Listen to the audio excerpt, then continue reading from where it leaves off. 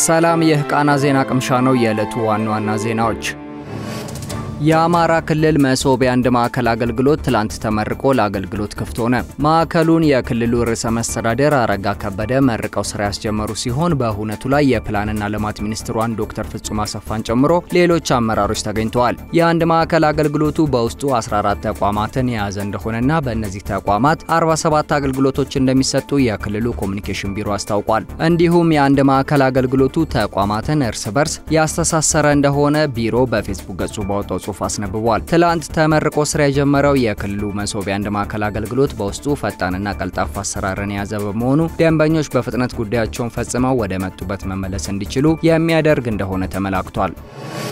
በናይጄሪያ ህገወጥ የማዕድን ማውጫ ላይ በደረሰ የመደርመስ አደጋ የ18 ሰዎች ህይወት ማለፉ ተገለጸ። አደጋው በሀገሪቱ ሰሜን ዛንፋራ ግዛት ከካዳሪ መንደር ወጣ ብሎ በሚገኘው የማዕድን ማውጫ ላይ ያጋጠመው በአካባቢው የጣለውን ከባድ ዝናብ ተከትሎ ቋጥኝ በመደርመሱ እንደሆነ ተገልጿል። የመደርመስ አደጋው ያጋጠመው በቅርቡ በተቋቋመው ህገወጥ ማዕድን ማውጫ ከተቆፈሩት በርካታ ጉድጓዶች በአንደኛው ላይ እንደሆነ አጃንስ ፍራንስ ፕሬስ ዘግቧል። የነፍስ አድን ሰራተኞችም የጠፉ ሰዎችን ፍለጋ ላይ መሆናቸውን ዘገባው አክሏል። በህገ ወጥ ማዕድን ማውጫ የሚሰራ አንድ የማዕድን ቆፋሪ ከጉድጓድ ውስጥ የ18 ሟቾች አስከሬን እንዲሁም 5 በህይወት የተረፉ ሰዎች እንደወጡ ገልጿል። በነፍስ አድን ጥረቱ የተሳተፈው የማዕድን ቆፋሪው ሌሎች 12 የሥራ ባልደረቦቹ አሁንም በጉድጓድ ውስጥ እንደሚገኙና አጣፋንታቸው ገና እንዳልታወቀ ተናግሯል። አክሎም የቋጥኙን ጫፍ በእጅ እየቆረጡ ወደ ጉድጓድ ለመግባት የሚያስችል ቀዳዳዎችን ለማበጀት እየሰሩ እንደሆነ ገልጾ ሂደቱ ግን አዝጋሚና አድካሚ እንደሆነ ጠቁሟል። የነፍስ አድን ሰራተኞች አደጋው በደረሰበት አቅራቢያ የመንገድ ግንባታ ላይ የሚገኝ ቡልዶዘር እንዲመጣላቸው የጠየቁ ቢሆንም እስካሁን ካሰሪው ድርጅት ምላሽ አለመገኘቱንም ተናግሯል። የአካባቢው ማህበረሰብ መሪ አቡበከር ናቡቤ በበኩላቸው ከሞቱት 18 ሰዎች መካከል 15 የሚሆኑት በአቅራቢያው ከሚገኙ ማይኳኑጋና ዳማጋ መንደሮች የመጡ መሆናቸውን ተናግረዋል። ከነፍስ አድን ድርጅቶች በቅርቡ ምንም አይነት እርዳታ ካልመጣ ጉድጓድ ውስጥ ከተቀበሩት መካከል አንዳቸውም በህይወት አይወጡም ሲሉ አክለዋል። የናይጄሪያ የድንገተኛ አደጋ ኤጀንሲ ባለስልጣናት ስለ አደጋው ከፈረንሳዩ የዜና ተቋም ለቀረበላቸው ጥያቄ ምላሽ አለመስጠታቸውን ዘገባው አክሏል። አደጋው የደረሰባት የዛንፋራ ግዛት በወርቅ ክምችት ሀብቷ የምትታወቅ ሲሆን ባለስልጣኖች በገጠሪቱ የሀገሪቱ ክፍል ያለውን ህገወጥ የማዕድን ማውጣት ስራ ለማስቆም የሚያደርጉት ሙከራ አልተሳካም። የሀገሪቱ ባለስልጣናት ወንበዴዎች በህገወጥ የማዕድን ማውጫዎች ገንዘብ እንደሚያገኙ በመጥቀስ የማዕድን ማውጫዎቹ ለወንበዴዎች ጥቃት መባባስ ተጠያቂ ያደርጋሉ።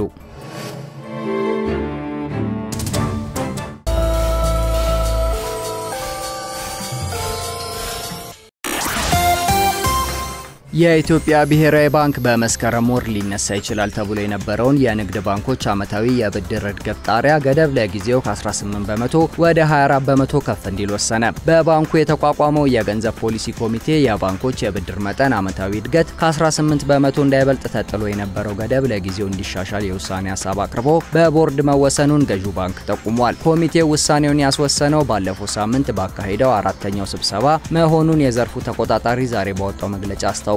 ብሔራዊ ባንክ ታህሳስ 23 ቀን 2017 ዓ.ም ባንኮች በየዓመቱ የሚሰጡት የብድር መጠን እድገት ከ18 በመቶ እንዳይበልጥ ገደብ መጣሉ ይታወሳል። ይህም የብድር እድገት ገደብ ጣሪያ በመስከረም ወር ላይ ሊነሳ ይችላል ተብሎ የተገመተ ቢሆንም ገዢው ባንክ በዛሬው መግለጫው የብድር ጣሪያ ገደቡ ከፍ ማለቱን ጠቁሟል። ባንኩ በዚህ መግለጫው የብድር ጣሪያ ገደቡ ከፍ ያለው አሁን ላይ የተስተዋለ ያለውን የዋጋ ግሽበት የመርገብ አዝማሚያ ለማስቀጠልና የፋይናንስ ዘርፉን ጤናማነት ለመጠበቅ እንደሆነም ጠቁሟል። ባንኩ በመግለጫው የገንዘብ ፖሊሲ ኮሚቴው ይህንን ጉዳይ በቀጣይ ስብሰባዎቹ ገምግሞ የውሳኔ ሐሳብ እንደሚያቀርብ ጠቁሟል። ከዚህ ቀደም በሀገሪቱ ያሉ ሁሉም ባንኮች በሚባል ደረጃ የተቀመጡት የብድር ጣሪያ ገደቦች በተለይም በሚሰጡት የብድር መጠን ላይ አሉታዊ ተጽዕኖ እንደፈጠረባቸው ሲገልጹ ቆይተዋል። ብሔራዊ ባንክ በመግለጫው የገንዘብ ኮሚቴው ውይይት ካደረገባቸው ጉዳዮች ውስጥ የዋጋ ግሽበት፣ የኢኮኖሚ እንቅስቃሴና እድገት፣ የገንዘብ ሁኔታ፣ የወለድ ተመንና የፋይናንስ ዘርፍ መረጋጋት እንደሚገኝበት ጠቁሟል። በተጨማሪም የውጭ ኢኮኖሚ ዘርፍ እንዲሁም ዓለም አቀፍ ሁኔታዎች በውይይቱ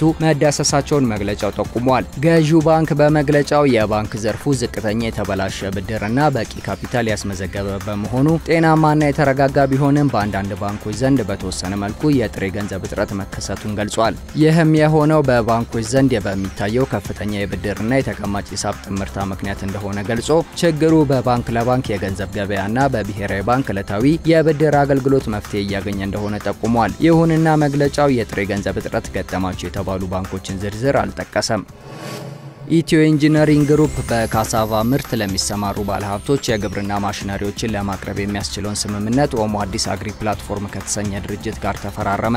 ስምምነቱን የኢትዮ ኢንጂነሪንግ ግሩፕ ዋና ስራ አስፈጻሚ ኮሎኔል ሸጋው ሙሉጌታና የኦሞ አዲስ አግሪ ፕላትፎርም ዋና ስራ አስፈጻሚ ካሳሁን አድማሱ ተፈራርመዋል። በስምምነቱ መሰረት ኢትዮ ኢንጂነሪንግ ግሩፕ በካሳቫ ምርት ለተሰማሩና ለሚሰማሩ አርሶ አደሮችና ባለሀብቶች ለግብርናና ለእርሻ መሬት ዝግጅት የሚያገለግሉ ማሽነሪዎችን እንደሚያቀርብ ገልጿል። በስምምነቱ ወቅት ሁለቱ ተቋማት የካሳቫ የግብርና ምርትን ለማሳደግና የሀገሪቱን ግብርና ለማዘመን እንደሚሰሩ መግለጻቸውን ግሩፑ በፌስቡክ ገጹ ባወጣው መግለጫ ጠቁሟል። የኢትዮ ኢንጂነሪንግ ግሩፕ ዋና ስራ አስፈጻሚ ኮሎኔል ሸጋው ሙሉጌታ ስምምነቱ በግሩፑ የበላይ አመራሮች ደረጃ እንደሚመራ ጠቁመው የግብርና ማሽነሪዎችን ለማቅረብ ያላቸውን ዝግጁነት ገልጸዋል። የኦሞ አዲስ አግሪ ፕላትፎርም ምክትል ዋና ስራ አስፈጻሚ ዶክተር ኤርሲዶ ላንደቦ የካሳቫ ምርት በኢትዮጵያ በተወሰነ ደረጃ ለምግብነት እየዋለ እንደሆነ ገልጸው ይህንንም ለማስፋፋት እና ለውጭ ገበያ ለማቅረብ እቅድ እንዳለ ተናግረዋል። ኦሞ አዲስ አግሪ ፕላትፎርም በካሳቫ ምርት አርሶ አደሮችን የማደራጀት ካፒታል የማስተባበርና ገበያ የማመቻቸት ስራዎችን በማከናወን ላይ እንደሚገኝም መግለጫው ጠቁሟል። ከፍተኛ የምግብ ንጥረ ነገር ከያዙ የስራ ስር ተክሎች አንዱ የሆነው ካሳቫ